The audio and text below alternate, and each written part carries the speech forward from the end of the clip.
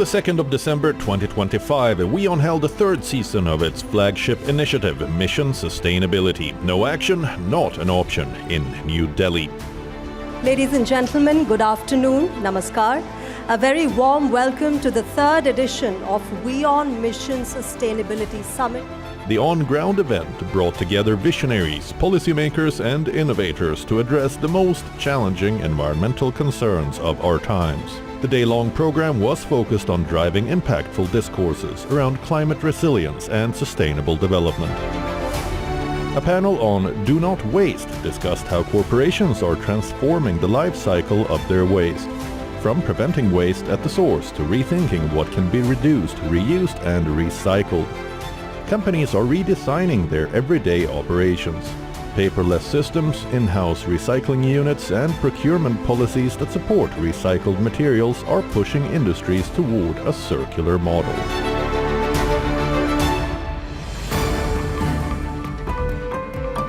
On this panel on Do Not Waste, we are joined by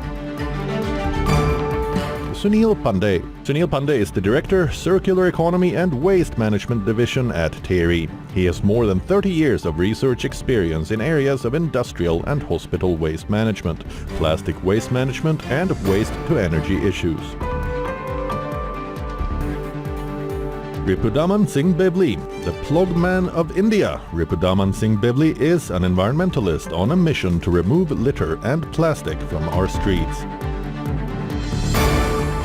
Shannon B. Olson.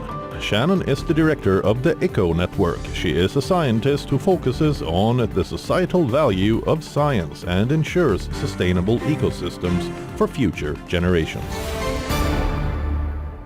Waste is not just an environmental issue. It's a behavioral, economic, and systemic challenge. I want to get close to you and talk to you because this is about you. About us. Every minute, the world dumps a truckload of plastic into the oceans. By the year 2050, global waste could reach over, get this, 3.4 billion tons. 3.4 billion tons. Get counting. Today, we examine why people, cities, and industries continue to waste and what it truly takes to change your behavior, my behavior, your systems, my systems, and our mindsets. And my question to all of you is, what is the one truth about the global littering crisis that the world still does not understand? Ladies first. Everything on this planet is from this planet, including us, okay? And our planet doesn't have waste. There is no such thing as waste. Everything that is used by every living organism on this planet is the source for another organism on this planet. The only thing that we have done as humans is we've converted things from the natural world into a way that they're not readily usable by a microorganism. So I think the first thing that people need to understand is there actually is no such thing as waste. It's a construct that our humanity has created for our own means, and that's why we're living beyond our planet's boundaries. Dr. Sunil, do you agree with Dr. Olson? Yes, more or less. Basically, what we call waste is something which has no use to person who is handling it. But maybe, as you said, it can be used by some other person in a meaningful way. So, yeah, I agree. The Plogman. If I have to ask everyone, who invented plastic? Just by shouting. It's okay. I mean, humans. I'm not asking for the real answer because it started from backlight. So who invented plastic? Who manufactures plastic? Who consumes plastic? Who uses and throws plastic? Every finger needs to point at themselves. So who's the villain? We are the villain. So who has to solve the problem? We have to solve the problem. Talking about solving the problem, are we actually indeed solving the problem, or are we simply managing the consequences? Dr. Olson. There actually are tons of people and organizations and individuals on this stage I'm lucky to be with right now who are actually working to address this problem. I think one of the issues that we face, and it's one of the reasons I founded the network, is because we aren't connected to those people. We don't know who they are. We don't have access to those solutions. I think that we're looking for solutions that are already in existence. They just may not be made in an accessible way and a profitable way, so that even businesses are not only obligated, and they don't see this as some burden on their profit margin, but they see this as a glorious opportunity for profitability in a more sustainable way through a circular system. India has strong laws on waste and e-waste, yet there's one issue, and that is compliance, which remains very weak. What is the real bottleneck, Dr. Sunil? One is inadequacy at the regulators level. Rules are there, and if rules were to do everything, then a problem would have been solved, because we have rules for almost everything. Compliance monitoring capability, and training the regulators, and also something which we have seen working in many countries is a responsible behavior by the user. So these I would point out as most important as per me. Pogman. Policies and frameworks, how much has that been implemented on the ground, and how much the real stakeholders, the people who will be most impacted by your policies, are they being included in your frameworks or not? I think that's the most important question that we need to ask as policymakers. I still want to stay with you. Could you explain to us what the concept of plugging is, and who awarded you that title? Sure. So it was about a decade ago. I'm a runner. I run in the mornings when there's no traffic and no people. The thing that I observed most was litter, trash, and plastic. And then I saw two kinds of people. One who would see the same litter, trash that I saw and then move on. Ignorance is bliss. And then the other kind of people who will see and then bash the government, bash everybody. Oh, India's so dirty, my country's so dirty, what do we do? And then those people will, after their training, sit in their car, throw a banana peel out or a plastic wrapper out. So I was like, let's not become either of these categories. Let's create another category which takes care of their own the waste as their own responsibility. And as I started doing this, people started joining me, kids started joining me, and I was like, this is so cool. People are loving it. So I literally tricked them to come for a workout and got them to clean up. And it became so popular that I ran around the country in 2019 after 2-3 years of doing this in pocket work. Like I ran 1,000 kilometers in 50 days, cleaning up the country. And then the Honorable Prime Minister heard of our work and he awarded us, kind of adopted our mission and gave me that title of Flogman of India. So that's how it happened. Congratulations. Do you think it's a behavioral, cultural, or a failure of enforcement? We're seeing this for generations, and I'll give you an example. I was in Ladakh, in this beautiful, serene place, 5,300 meters above sea level. I saw so much of trash. I started picking up, and that's when it hit me that the problem that we are facing is so huge, and that reminded me also of Gandhiji's fight 100 years ago. He had two primary fights during the Satyagraha movement. One was against the British for our freedom. We won that fight in 1947. The second fight was against our own people's unclean, unhygienic littering habits. 100 years down the line, we're still in the shackles of our own unclean habits. So I left my tech startup to pursue this full time. Well, it's been a decade, and we haven't moved the needle too much, but I've been at it for the last 10 odd years. And yes, user behavior is extremely important. And again, to cite an example, how when you mobilize communities versus not mobilizing, how that impacts. We adopted a school in Gurgaon. They had a local sabzi mandi, which is the local vegetable vendors. So every morning in every week, we used to go to the local vendors and we used to talk about the ills of plastic. The children used to talk about ills of plastic, clean up around them. And within 3 or 4 months, which was about 10-15 drives, all the shopkeepers had big banners saying, "We don't have polythene bags, bring your own bag." There was no litter. They started composting as well. And the customers complied and they brought their own bags. So that's how Congratulations. communities work. Congratulations. Behavior change is often treated as secondary in waste management. Should it actually be the first priority?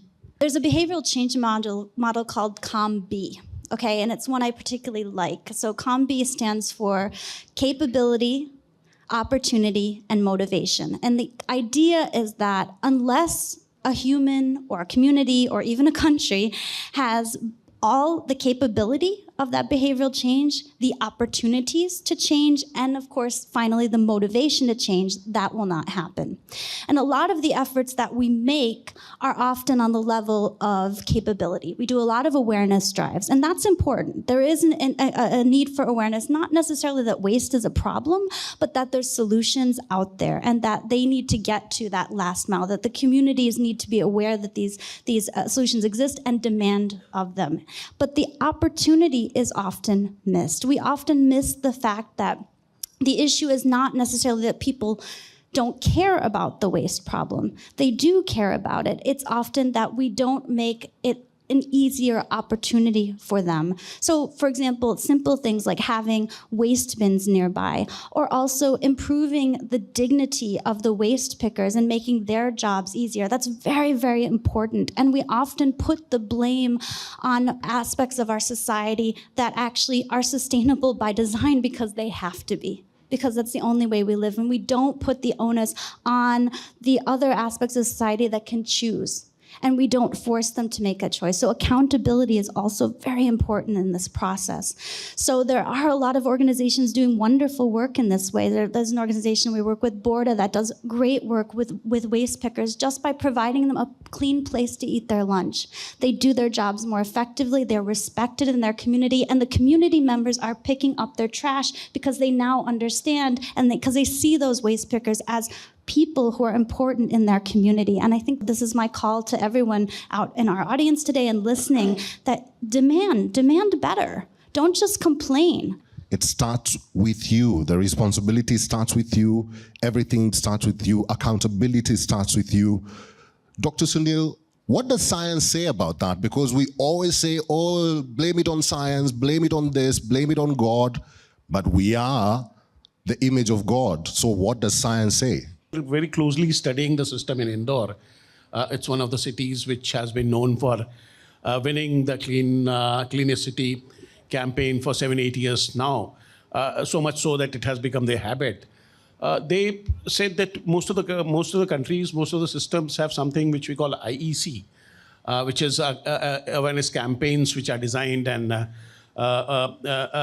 many times you see celebrities and a lot of other people coming and telling us what to do and what not to do. They realize that if this is not resulting into behavior change, then there's something else is required to be done. So they kind of looked at the entire thing of awareness generation into how they can bring in the behavior change. And instead of IEC, they started calling it behavior change campaign. So they said that once we call it behavior change campaign, we'll be more targeted towards doing that. And then looking at tools and techniques, sometimes in common terms, carrot and stick, both. And we went to use carrots, went to use sticks, and it has resulted into behavior change. Now, often people see that when you land in Indore, and when you take a taxi, the driver at the start of journey tells you not to throw anything outside on the road from the car. So that's a kind of change that has happened. When you talk about waste, the first thing that comes to your mind is recycling. I want to change that conversation from waste to energy production. How can we do it? How can India do it? How can the world do it?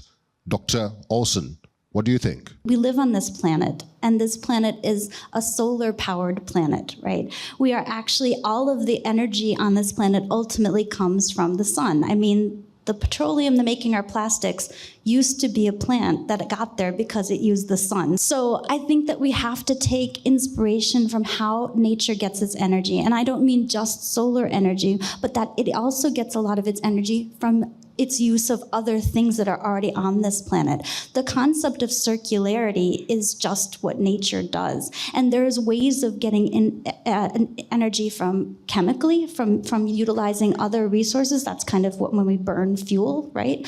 But there's also other ways of getting energy from wind and from other sorts of renewable resources. We're taking the resources away from tomorrow in order to pay for today. And we don't need to do that. And I think this is really important. This is not something that is, oh, let's try this sometime in the future. We actually have the capability of doing this today, but it requires actually a systemic change. Look, crisis can be useful because humans don't do anything when we don't have a crisis, right? We only act in a crisis. So here we are, people. And what we can do right now is we can start to rethink how we're living, how we eat, how we wear clothes, how we move around in our societies, how our communities are structured. Every aspect of modern life actually needs to be rethought in a way that retains those planetary boundaries. I come from Kenya. Kenya is home to waste textile. We have a market, a huge market that has been operational for years. It's called Gikomba Market. It's in the capital, Nairobi. But this is where Western waste goes to. Everyone is dependent on that Western waste. And I'm talking about second-hand clothing.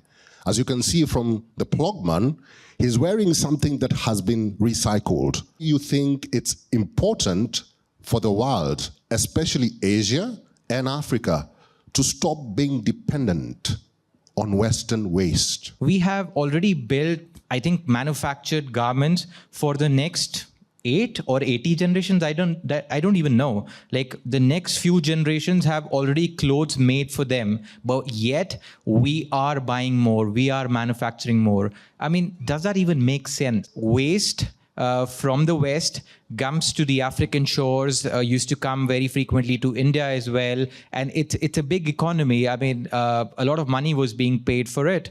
And the fact is that India gets singled out, or some of the global South gets singled out for our civic sense, lack of civic sense and littering habits.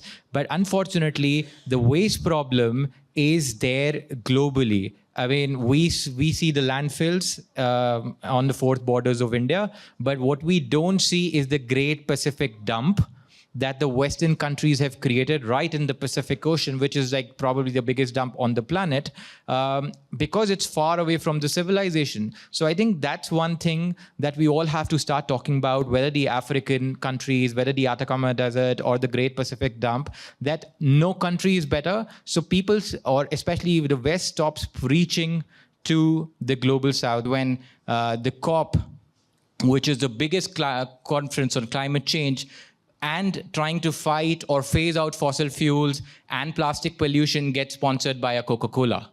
Now, I am not against any brands or any governments or their policies. I want to work inclusively, and I've done that over the last 10 odd years. But it is very important that while we, all of us sitting here, try to change user behavior and citizen behavior, the governments, the lobbies need to stand up and say there are better ways of doing it, and we will go out there and try to find those better ways, because our planet will not sustain, our next generations will not sustain if we do not. We are part of the problem. He said it. We are part of the problem, and that's why we are talking about the problem, trying to solve the problem, or try to see if we can have solutions, because we often talk about solutions, but what are these solutions? What are we doing to implement those solutions and make them workable? Dr. Sunil, moving away from that discussion about our responsibilities, the money factor, the economy. Circular economy is a powerful idea, but is it practical for a country with rapidly growing consumption? I'm talking about India. Circular economy certainly, I mean, makes sense for a rapidly growing economy.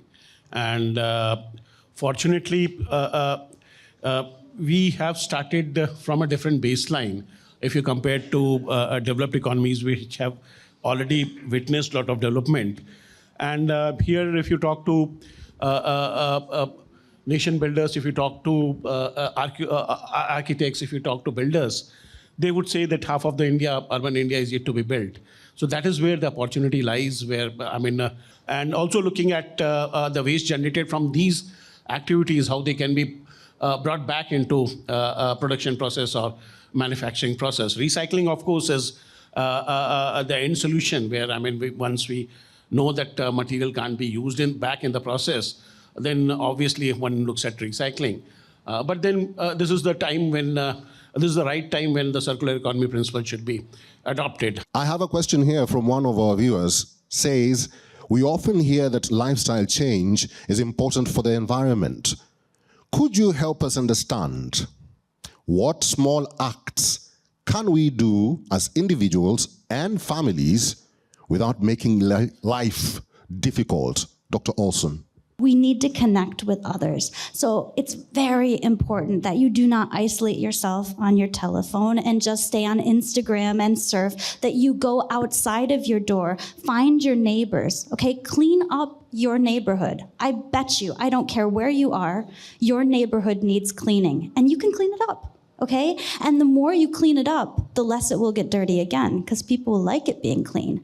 That is the single most important behavioral change, because humans, we are social creatures. And let's not forget that. We thrive and we grow in communities. And I think we need to build those communities back. And when we build communities where everyone agrees to do something, clean up the lake, clean up their neighborhood, watch out for birds and insects. Please do that for my sake. Please pay attention to your biodiversity. I think that's how we will change this planet for the better.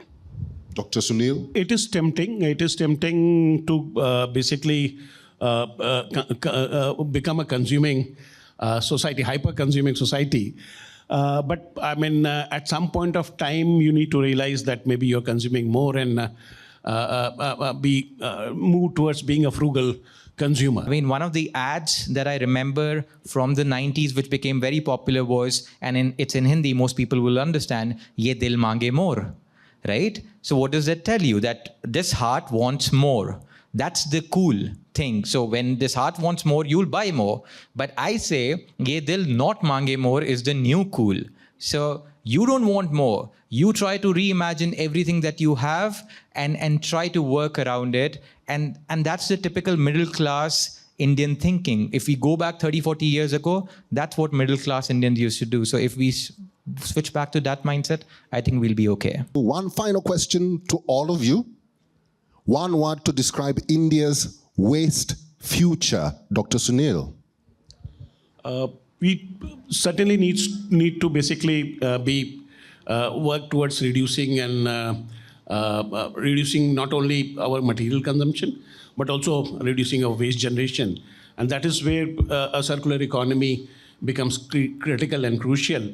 And hopefully we are moving in the right direction. This country has all the resources it needs. It has all the brains, all the money, all the natural resources, all the infrastructure it does to create a circular economy. This is not a myth. This is a possibility. If India can do this, anybody in the world can do it. So let India do this first, because I believe in this country.